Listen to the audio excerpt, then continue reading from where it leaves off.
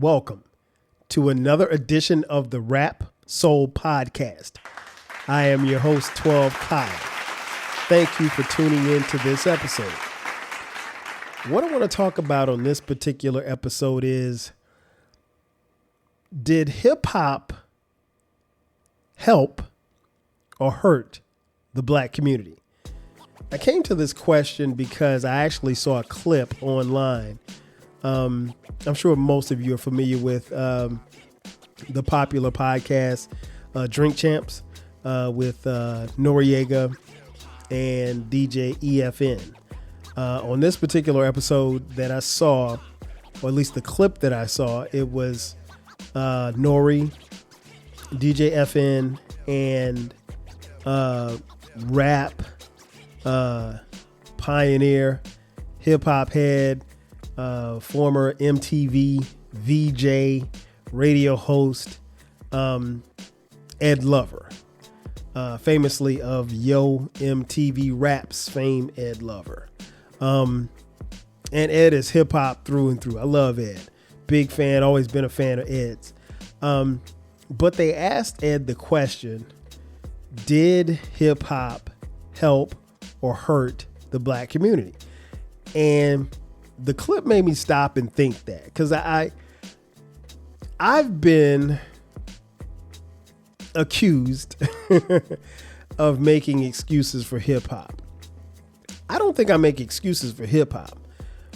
What I will say is that I've never been one to blame the ills of society solely on hip hop, as if hip hop existed before 1971. And it didn't. I'm sorry, 1973. What am I talking about? 1973. Because hip hop just turned 50. So I've heard people say that, but I thought it was an interesting question. Did hip hop help or hurt the black community? I'm someone who has been around. I've seen hip hop grow since its infancy. I was there for every era, with the exception of the 70s era. But I mean, I was alive because, truth be told, I'm 9 months older than hip hop. But that being said, I didn't get exposed to hip hop probably until I was about 8 or 9 years old. And back then it wasn't even hip hop, it was rap, right? And here on the Rap Soul Podcast, where we intersect rap and soul music from the 80s, 90s, and 2000s, what I want to do here is kind of dive deep into that question, because I think it really depends on what you're looking at and who you're actually talking to. I'll say this, hip hop did a lot, both good and bad. Let's start with the bad. Did it hurt the community, the black community? Well, one of the things that hip hop did was it accentuated some of the violence that has plagued our communities for decades. In a lot of ways, rap and hip hop was a mirror. And there was a point in time where the mirror really truly reflected the violence that was going on in the streets. And so what you heard on wax was what you heard, is what was happening in the streets. Subsequently, I think violence was one thing. When you're in the position to promote violence, that's something totally different. And I will say, and I can't lie, there was a point in time where hip hop did a very poor job of talking about violence, because it almost seemed to perpetuate the violence that was happening in the streets. Just to give you some context, like I remember mid 87 is when I first got put on to NWA, and a lot of the things that they were talking about in their music, and this was before Straight Outta Compton, I'm talking about NWA and the Posse. And then subsequently in 88, Eazy-E dropped with his solo album, and then Straight Outta Compton later on in 1988. But a lot of what they talked about was the violence that happened, what was happening in their neighborhoods. And I don't necessarily know that they were promoting it. I think they were really bringing awareness to it. But if you were around in that time, LA was crazy. I would tell you to ask Uncle Dolomite or Baylor, two of my boys that are podcasters from LA, but they were small back then. But I'm pretty sure the people, their fathers and uncles and people in the neighborhood can tell you about how wild the late 80s was in LA. It was all over the news. The gang violence was crazy. I don't think that NWA promoted it. I think NWA probably brought more awareness than promotion. But I think subsequently there was an era of music, an era of hip hop in particular, that seemed to promote that it was okay to get a gun and shoot somebody, particularly if they look like you. But there's a flip side to that, and I'll get to that in just a second. So in a sense, you can say that hip hop did promote violence. I won't put it all on NWA. I won't put it all on one particular group. I won't even put it on one particular era. But I do think the earlier era of hip hop, rap, I think what they did was they brought it to your attention. And once they brought it to your attention, there was another level to go to, and they took it to that next level. Not these particular groups that I'm speaking of, but that next generation of rappers. And I think they promoted the violence. And they managed to kill a whole bunch of people without any type of consequences or going to jail or anything like that. So I would say that they promoted violence. So that's one thing. Number two, did it hurt the community? The black community in particular? Yes, because it did promote drug use.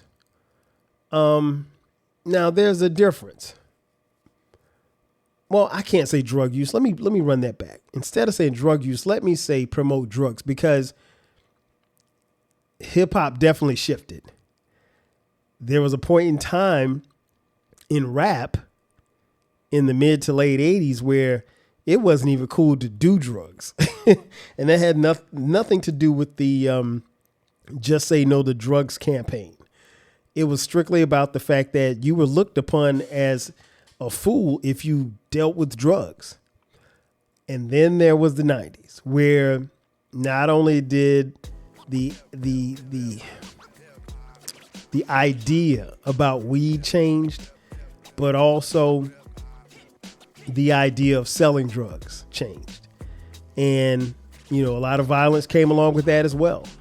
And in hip hop, it flooded the markets.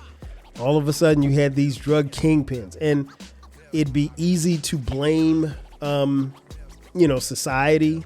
It'd be easy to blame some of the people that are involved. But the reality is it was definitely promoted through the music. You can go through the music in the early stages of the golden era, and there was probably very to little mention of drugs. And by the time the 90s hit, everybody was either smoking weed or they were these cocaine kingpins. And then by the time the 2000s hit, it was just out of control. I mean, you literally had rappers naming themselves after drug kingpins.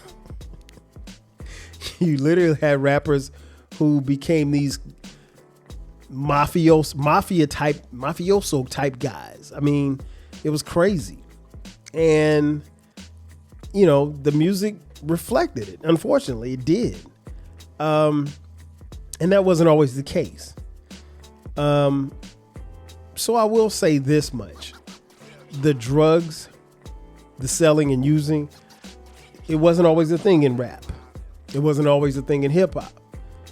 I will say over a period of time, it became a big thing, and it did hurt. It did hurt because the drug usage, not only was it perpetrated and portrayed in the music, but there was definitely a stigma that went along with it. And those stigmas hurt our community, the black community. But the flip side of that is that, it's promoting it, but the drugs had to get here somehow. But that's a whole nother story for a whole nother podcast. Number 3, did hip hop hurt or help the black community? It hurt it in a sense of it promoted sexual ideologies, promiscuity, the objectifying of women. And there was a point in time where rap and hip hop were very homophobic. I mean, the F word got thrown around. And I ain't talking about the F word that's 4 letters. I'm talking about the other F word, the one that people don't say anymore. At least they shouldn't say. Probably should have never said it, but we were saying it back in the 80s and the 90s. Heavily. Yeah. That ain't it. It did promote it. Rap and hip hop did promote very much so, the male dominating sexual ideologies. It was okay to have women. It was okay to have hoes in different area codes. Shout out to Nate Dogg, rest in peace. But the ability to objectify a woman was definitely enhanced by our videos, the videos that we saw. It was no longer about, finding a round-the-way girl. It was about, bitches and hoes. I mean, that's what it was. But the flip side of it is that, there were bitches and hoes long before rap came along. If we're being honest. So it's very interesting how rap is portrayed. And again, I'm not here to defend hip hop. I will say this much. Hip hop has very much so done some harm. In some ways, it's done a lot of harm, but it's also done some good as well.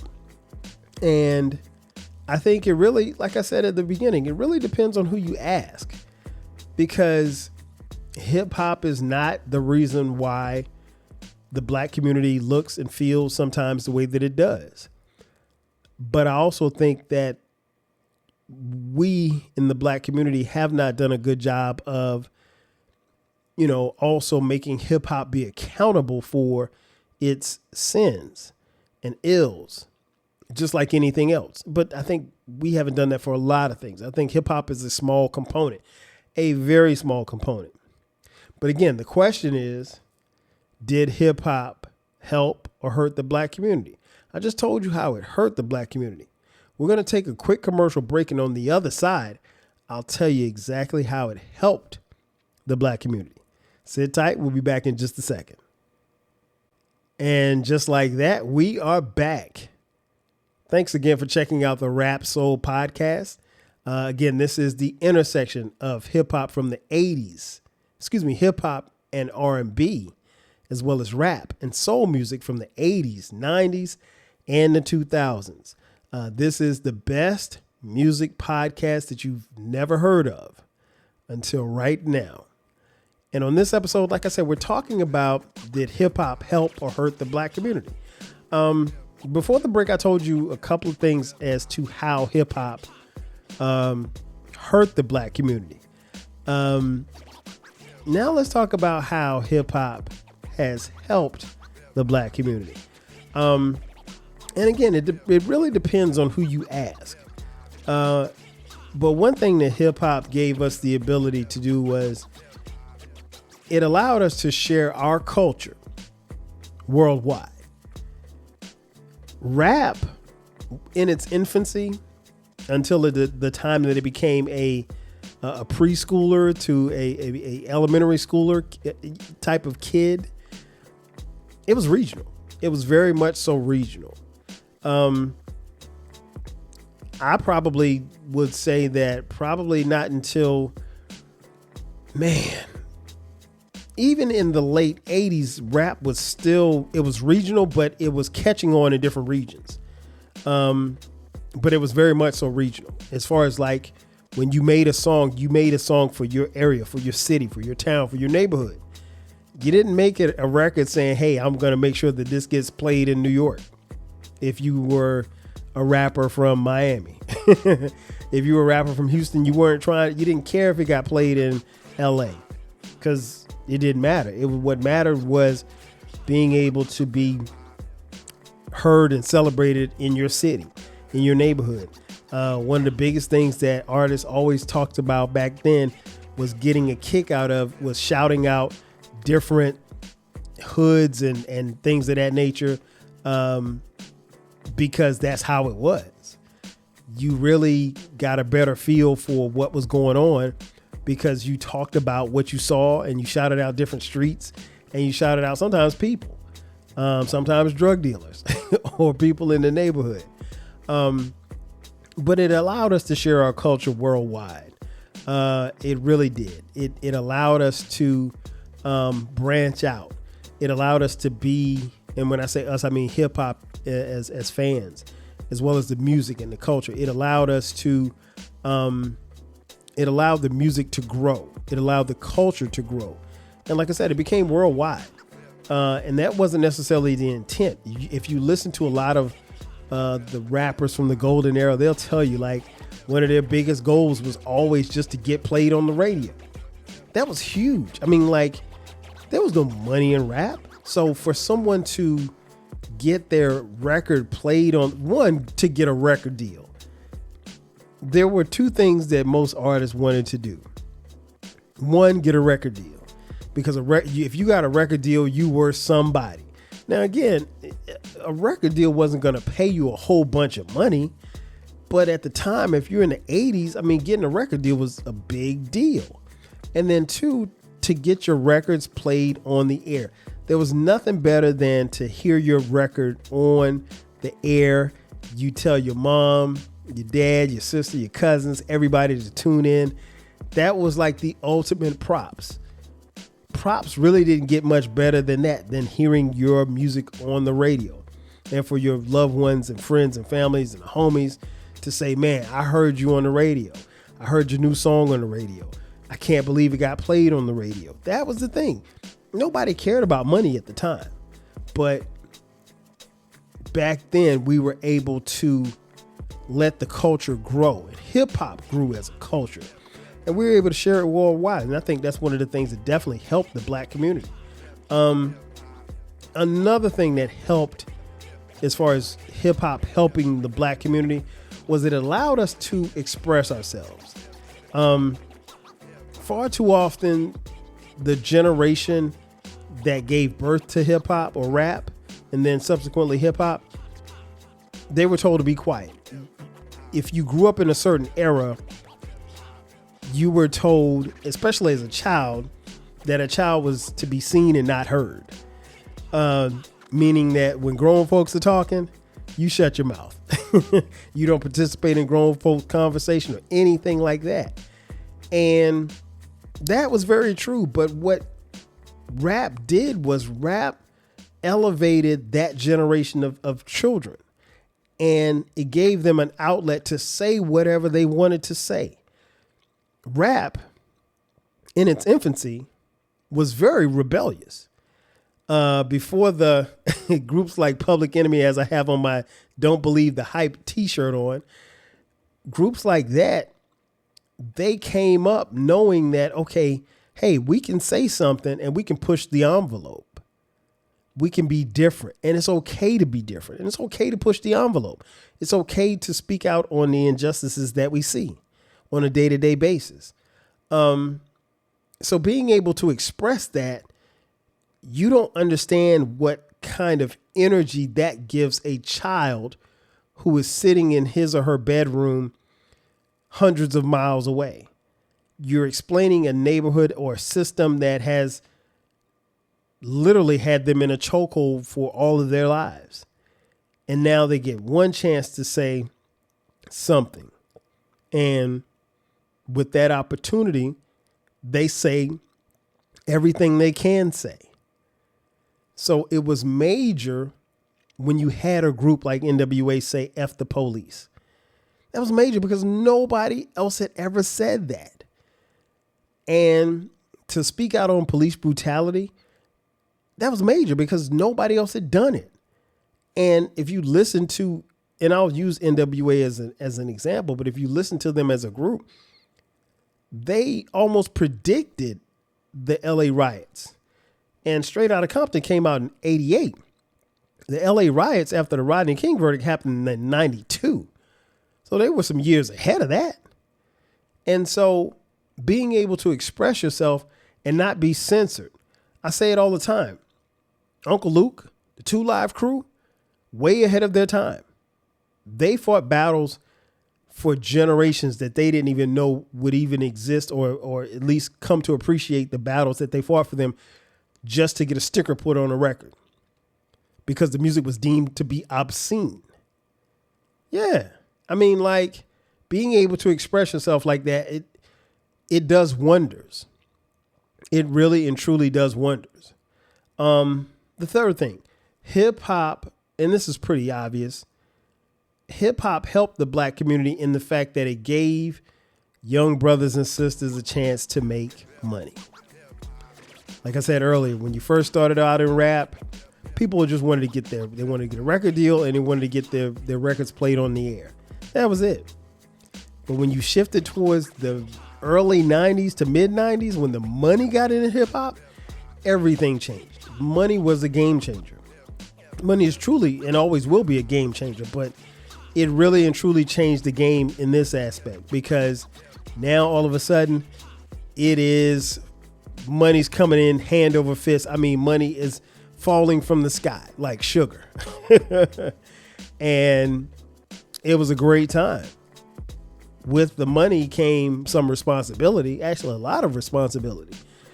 But rap and hip hop allowed these young black kids to become millionaires and multimillionaires, in some cases billionaires. And the abilities that they had in rap and rap music allowed them to change, a lot of them to change their generation, their family for generations. And it was a quick ticket to the top. If you could rap and you were good at it, you felt like you could make some money. And there were a lot of people who got into rap who they were literally trying to make money. By the time the mid 90s hit, nobody was trying to get a record deal. Nobody was trying to get a record deal just to hear their records getting played. They wanted to get paid. Yeah, they wanted airplay, but they also wanted to get paid as well. And it was definitely good for the black community because it made a lot of black kids and young men and young women wealthy, some independently wealthy. It made them a lot of money. And, you know, let's be honest. Not only did it make money for those who lived it and rapped about it, but it also made money for the culture. And it exploded our culture into something that we probably don't even think about as to how much the culture and how much people profit off of hip hop. And they still do to this day. Think about it like this. If you're watching your favorite TV program, when it goes to commercial, there'll probably be a commercial coming on that has some form of rap or some form of hip hop element in it. It's a given. I mean, like, it happens so much now that we don't even pay attention to it. It's unavoidable. Hip hop and hip hop's influence is in everywhere and everything. We are the culture. Hip hop is the culture. It is the most dominant culture. It is the most profitable culture. So it definitely helped the black community. What else? Hip hop also taught lessons. That's another thing where I think it helped the community. It, particularly for a kid like me, it taught me about some of our historical figures that I'd never even heard of. And I say this all the time, and it's worth repeating. Like, when February would roll around in my middle schools and my elementary schools, and even in high school, they talk about Black History Month, and they talk about the same people in Black History Month: Martin Luther King, Frederick Douglass, Harriet Tubman, Rosa Parks. Those four. Oh, excuse me, and George Washington Carver. So that was 5. So that was like the Fab 5. Those 5 were always going to get talked about every Black history. And I speak as someone who went to a predominantly Black elementary school, a predominantly Black middle school, and a predominantly Black high school. Malcolm X was never discussed in any of my classes. You know how I found out about Malcolm X? Hip hop. Initially, that was my initial foray into one Malcolm Little. And then subsequently, I read the autobiography of Malcolm X and went from there. But no, I didn't know anything about Medgar Evers. Never heard his name mentioned. I'd heard of Emmett Till, H. Rap Brown, the Black Panthers, but all of these entities were taught and mentioned in hip hop, in rap songs. And the cool part about it for me is that if I heard something like that mentioned, I distinctly remember Public Enemy referring to the Black Panthers. And I remember asking my dad, well, Dad, who's the Black Panthers? Dad, who is H. Rap Brown? You know, and we had conversations about Malcolm X. And I remember him buying me the book that I would subsequently read. Hip hop taught you about your historic figures. And I think that's important because I don't necessarily know that it happens a lot now. I can't really speak on today's hip hop because I don't listen to a lot of it. It's just a lot of them don't make music for me, but I'm speaking for a particular era. But not only that, but I mean, like, one of the dope things about hip hop is that it always was able to transport you to different neighborhoods, different cities across the United States. So if you had some type of working knowledge about Seattle, if you're listening to a rapper like Sir Mix-a-Lot, when he references certain streets or certain neighborhoods, you could pick up on, context clues were everything. And so that's how I learned about the Bronx, the South Bronx, Queens, Manhattan, Harlem, Compton, Miami, Houston, all of these cities, Detroit, Cleveland. You learned about it through rap because some of your favorite rappers were from those places and they would talk about certain places. They would mention certain songs. Atlanta, Memphis, the list goes on and on. Dallas. But yeah, it taught you about places. It taught you about historical figures, and it taught you about yourself and your pride. So I think it definitely helped hip hop in that sense. I think hip hop also introduced us to other races.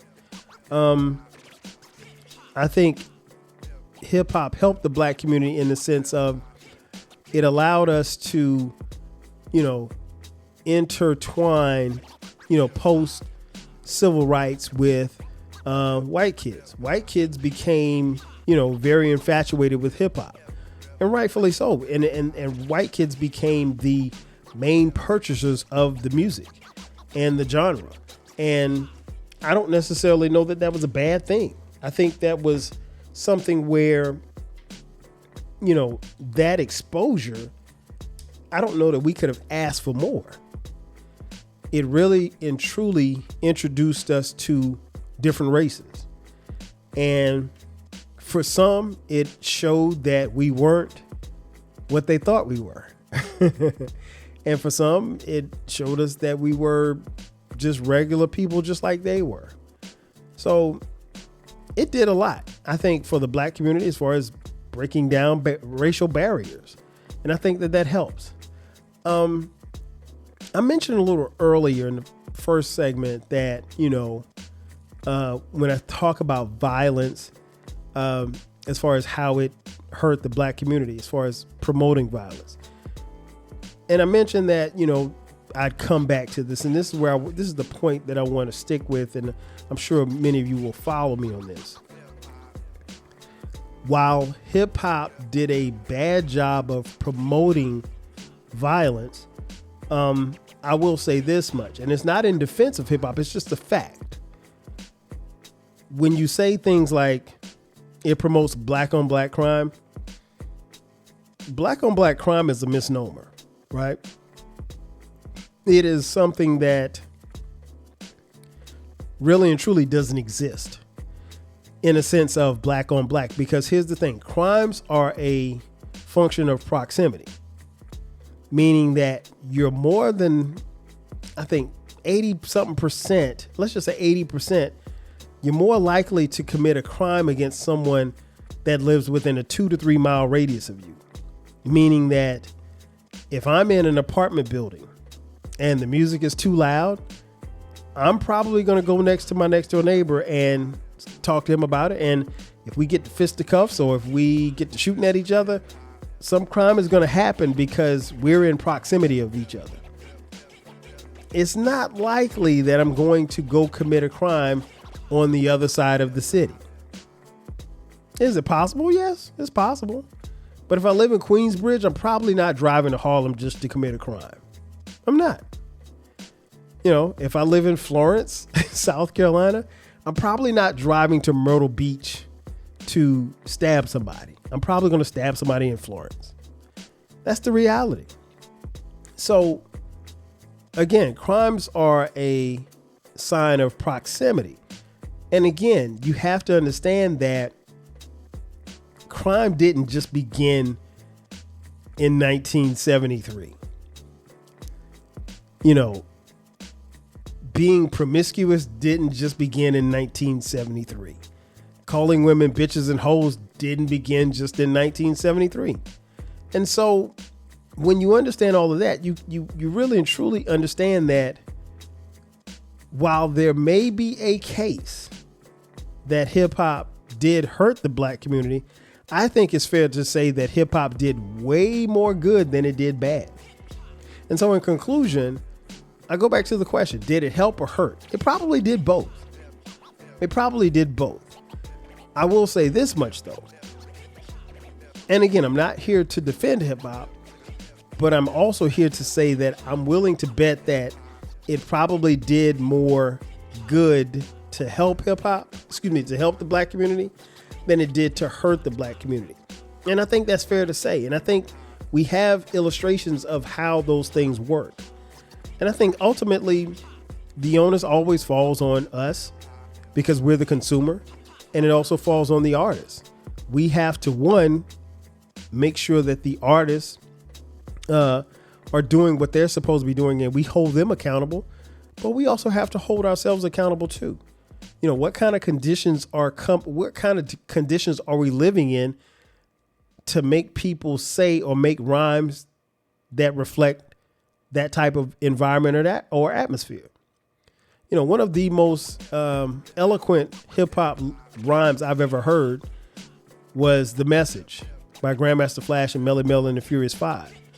The lyrics don't blow you away, but the picture that they paint in that particular song is very descriptive of a ghetto, a broken down, downtrodden place, godforsaken place that nobody would want to be.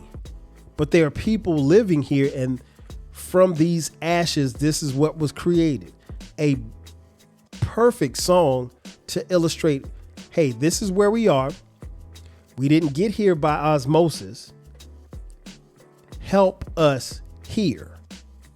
Help us. Again, the drugs. You can promote drugs all you want. You can rap about it all you want. The drugs didn't get here by themselves. We know how they got here, and we know how they continue to get here. So, in saying all of that, did it help? Did it hurt? It really just depends on who you ask. In my opinion, it probably did a little bit of both, but it definitely helped more than it hurt. And I think we've all seen it all happen. And I don't think it's necessarily been a bad thing for the community. You tell me what you think. Ladies and gentlemen, that's going to do it for me. I am your boy 12 Kyle. This has been another edition of the Rap Soul Podcast. Be sure to subscribe to the podcast. The podcast drops every Monday at midnight. If you're on social media, follow us at the Rap Soul Podcast. Follow me at 12Kyle on Twitter X, Facebook, Instagram, as well as the TikTok and Threads as well. If you're on YouTube, check us out. YouTube. Subscribe to our YouTube channel. We have both audio and video content on the channel. And if you'd like to contribute to the podcast financially, hit us up on Cash App. $TWELVEKYLE. And we also have the flagship podcast. It's called the 12 Kyle Podcast. That podcast drops every Thursday and every Sunday at midnight. You can find that podcast wherever you're listening to this podcast right here. And last but not least, folks, I want to thank you. I want to thank you again for tapping in to the Rap Soul Podcast. This is the intersection of rap and soul music from the 80s, 90s, and 2000s. This is the best music podcast that you've ever heard. Again, I'm your boy 12 Kyle. I'll catch you guys next time. 5 G's. Chill.